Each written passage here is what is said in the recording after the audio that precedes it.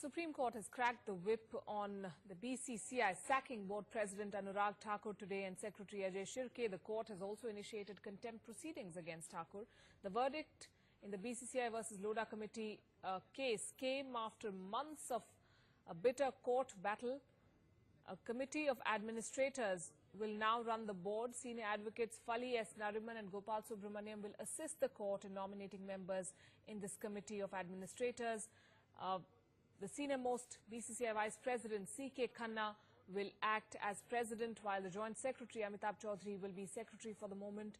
All BCCI office bearers and state associations will have to give an undertaking that they will abide by the Lodha Committee recommendations. The court has said it will pass a separate order on the 19th of this month for appointing administrators. Namaskar. I had the honor of serving Indian cricket. Over the years, Indian cricket saw its very best in terms of administration and development of the game. BCCI is the best managed sports organization in the country with defined procedures. India has the best cricket infrastructure built and maintained by the state associations with the help of BCCI.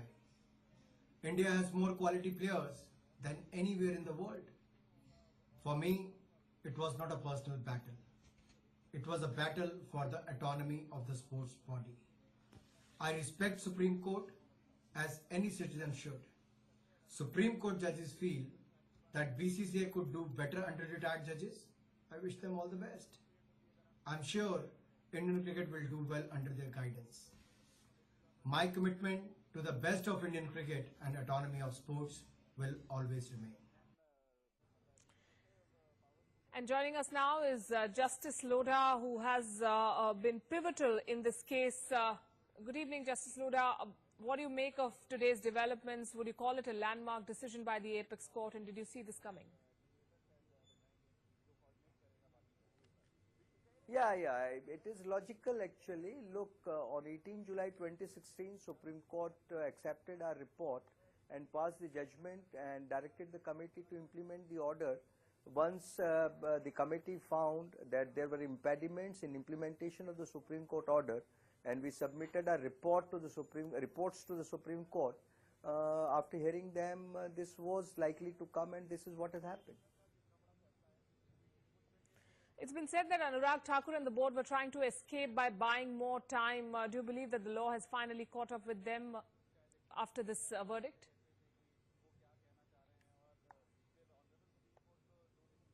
Yeah, it is an old saying, house high you may be, law is above you, and the Supreme Court judgment, being law of the land, is required to be followed and obeyed by all concerned.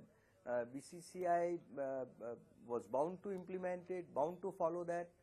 Having not that done in time, the consequences are before us now. Well, the Apex Court has put a lot of weight on transparency and accountability.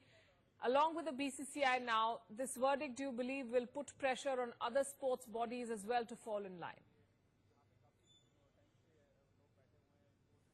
True. Look, if the game is to flourish, administrators have to be transparent, they have to be accountable, and the governance of the game has to be very good.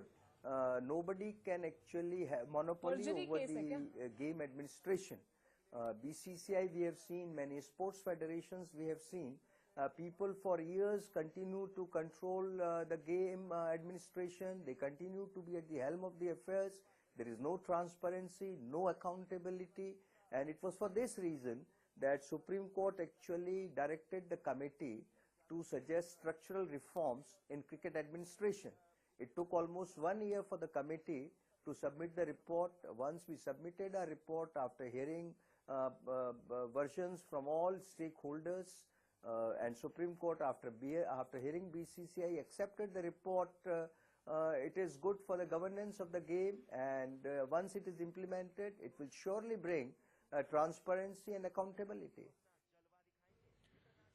The Apex Court has also initiated contempt proceedings against Anurag Thakur. How do you think the odds stack up against him? Look, no, I haven't read the order. I can't comment on that. About perjury aspect, what observations have been made by the Supreme Court. Unless I read them, I would not like to make offhand comment. And finally, should the sports code now be implemented immediately to make this decision more effective and far-reaching, sir? Hopefully, if a sports code contains all these aspects which bring in transparency, accountability and good governance in the administration of the sports, it is always welcome. Justice Lodha, thanks very much for speaking with us. Of course, we'll follow developments in this story very, very closely here on NewsX. Let's start.